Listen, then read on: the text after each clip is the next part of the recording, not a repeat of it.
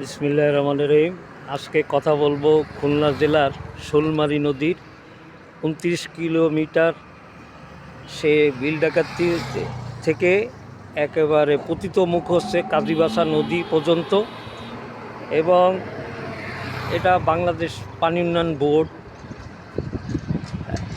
বিভাগ হচ্ছে এক, এর আওতাধীনে আজকে এই যে শোলমারী নদীটা যেগুলো খননের, এই নদীটা ছিল এক সময় নদীর বিভিন্ন জাহাজ, বিভিন্ন বোট এবং নৌকা মালামাল এখান থেকে ক্যারি করতো। এখানে এক সময় ফেরি চলাচল করতো। তখন এই ব্রিজটা হয়নি, শোলমারী যেটাকে কইয়ে বাজার বলা হয় সংলগ্ন, এটা সাতক্ষীরা মুখ চলে গেছে।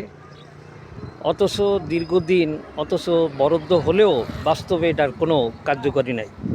1950 সালের যে আইন, যে বলা আছে 86 এবং 87 ধারার অধীনে স্বীকৃতি ও পয়স্তি হওয়া মাত্র এই এডি লাইন টানার বিষয়ে জেলা নদী রক্ষা কমিটির সবাই সকল উপজেলা নির্বাহী অফিসার ও সহকারী কমিশনার ভূমি নির্দেশ দেওয়া হয়। প্রয়োজনে 143 ধারার মাধ্যমে যে কোনো সময় নদীর রেকর্ড ও বাস্তবতার নিরিখে হালনাগাদ করার নির্দেশনা দেওয়া হয়। এবং অবৈধ স্থাপনা হচ্ছে 2002টি এবং 50টা হচ্ছে ইটভাটা। এগুলো তীরবর্তী যে সকল স্থাপনা আজও পর্যন্ত সেটা কোনো কার্যকরী হয়নি। অথচ 22,19,000 টাকা বরাদ্দ দেওয়া হয়েছে এগুলোর উচ্ছেদের ব্যাপারে, খরচা দিয়ে ব্যাপারে, অথচ সে কাজ কোনো হয় না। এবং নদীর যে সকল খালগুলো আছে আজকে বাংলাদেশের বা খুলনা জেলার, সেই নদীগুলোর নাব্যতা আজকে হারিয়ে গেছে। এতে করে মানুষের যে আগে, এখন তো নদীর উপরে বা খালের উপরে মানুষের একটা তাদের সমস্যা সমাধান করার মতন, এবং এখানেই ছিল বাণিজ্যিকভাবে তারা চলাচল করত। আজকে হাল পরিক্রমায় সেগুলো এখন পট পরিবর্তন হয়ে এখন এসেছে স্থলপথে যোগাযোগ ব্যবস্থা। আবার যোগাযোগ ব্যবস্থার দিকে একদিকে যদি বলেন, তাহলে কি হলো যে সাবেক যেগুলো পুরান রোডগুলো আছে সেগুলোর ব্যাপারে কোনো কাগজে কলমে আছে, বাস্তবে সেই জমিগুলো কিভাবে আছে তার কোনো সংরক্ষণ বা সেতু সড়ক ও জনপদের কোনো ভূমিকা নেই। এতে করে সরকারের এখান থেকে হাজার হাজার বিঘা যদি বলা হয়, এখান থেকে এক একজনে বিভিন্ন রাজনৈতিক ব্যক্তি হোক, পেশি শক্তি হোক, বিভিন্ন রাজনৈতিক ব্যক্তিরা তারা এইভাবে এটাকে ভোগ করছে। এবং এখান থেকে সরকারের কতটুকু রেভিনিউ আসবে এইভাবে যদি মাথায় রেখে যদি ব্যবস্থা গ্রহণ করা হতো, তাহলে সরকার এখান থেকে কোটি কোটি টাকার রাজস্ব এটাকে করা যেত। যদি বাৎসরিক বা 5 বছরের মেয়াদে এইভাবে যদি লিজ দেওয়া হতো, তাহলে এখান থেকে সরকার একটা রেভিনিউ পেতে। সুপ্রিয় দর্শক, আমি তালুকদার আব্দুল হান্নান। আজকে আমি এমন একটি জায়গায় দাঁড়িয়ে আছি, সেই জায়গাটার অবশ্যই এই দেখেন দুই ধারে নদীর, সেই শোলমারী নদীর অবস্থিত দুই ধারে বিভিন্ন স্থাপনা, এবং অথচ 50টি কথা বলা হয়েছে ইটভাটা, কই সেগুলো এখনও পর্যন্ত দিব্যমান এবং ভ্রাম্যমান কোর্টের মাধ্যমে সেটাকে অপসারণ করার, সেটা এখনও পর্যন্ত কাগজে কলমে আছে, বাস্তবে রূপরেখা নেই।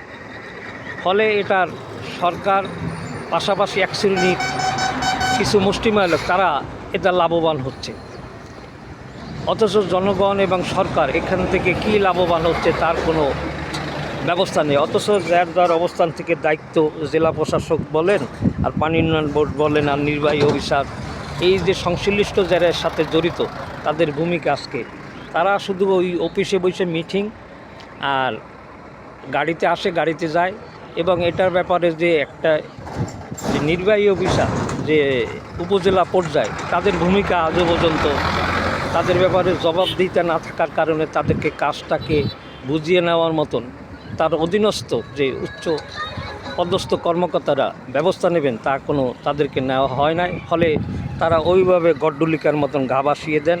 এবং এই ব্যাপারে বিভিন্ন বিষয়ে তাদেরকে ফোন করা হলেও উপজেলা নির্বাহী অফিসার তাদেরকে পাওয়া যায় না। তাদের বক্তব্য নেওয়ার জন্য অনেকবার চেষ্টা করে আমি ব্যর্থ হয়েছি। এতে করে হয় কি তথ্যপত্রটা থাকে অগোচরে, এটাকে যে বিভিন্ন বিষয় দিয়ে যেগুলো করার দরকার সেগুলো আর হয়ে ওঠে না। এতে করে আমরা এই যে দিক দেখছেন, এখানে হচ্ছে শোলমারি, এটা গেল আবার বিল ডাকাতিয়া এই যে মুখ, সেটা এখান থেকে 29 কিলোমিটার তাদের সার্ভে করে জরিপে দেখা গেছে এবং তাদের মাপ জবে এটা 29 কিলোমিটার। আজকে বিল ডাকাতিয়ার কথা যদি বলা হয়, বিল ডাকাতি এটা বিশাল কয়েক হাজার জমি। এই জমিগুলো আজকে যদি ইকো পার্ক এবং আন্তর্জাতিক মানের যদি একটা পর্যটন করা হতো, তাহলে এখান থেকে সরকারের বিশাল একটি অংশ রেভিনিউ প্রতি বছর আসতো। পাশাপাশি হতো কি, এখানের বিভিন্ন যারা ভ্রমণ পিপাসু এবং বিনোদন প্রেমিক তারা এখানে ঘুরে আসতো, দেখতে আসতো।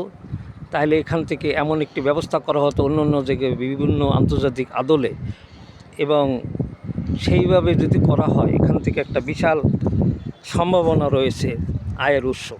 এটাকে দেখার জন্য এই 55 বছর দেশ স্বাধীন হয়েছে, অথচ বিল ডাকাতিয়ার ব্যাপারে অনেক রিপোর্টিং হয়েছে। বিভিন্ন মানুষের কাব্য, গদ্য, সাহিত্য এই তাদের বিল ডাকাতিয়ার যে মুজা কথা তুলে ধরা হয়েছে, অথচ আজও পর্যন্ত অনেক সরকারের হাত বদল হয়েছে, অথচ বিল ডাকাতিয়ার ভাগ্যর এবং রাষ্ট্রের যে উন্নয়নের কথা বলা হয়, অথচ উন্নয়ন বলতে যে সকল প্রক্রিয়া দরকার সেগুলো না হওয়ার কারণে অনেকগুলো এগুলো দুর্নীতির কারণে, এটার মূল অন্তরায় হচ্ছে দুর্নীতি।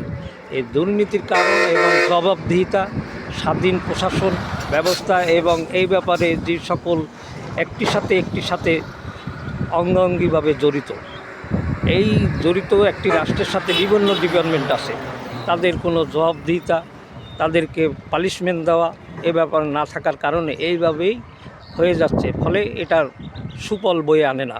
আমি আর কথা বাড়াবো না।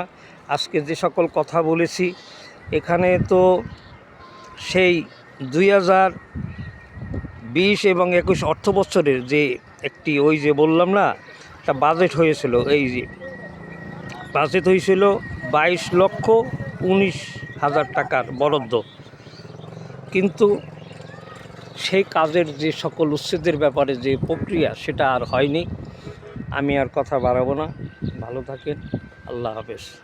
ভিডিওটা আসলে লম্বা করতে গেলে কথা তো অনেকগুলো আসে, তো দর্শকরা যদি এটাকে যদি গ্রহণ না করে, তাহলে কোনো যিনি ভিডিওটা করেন যে শ্রম, মেধা, অর্থ সেটার কোনো ফলপ্রসূ হয় না। আশা করি আপনারা ভিডিওটা একটু দেখবেন এবং সেইভাবে ট্রিটমেন্ট করবেন, আশা করি। আল্লাহ হাফেজ।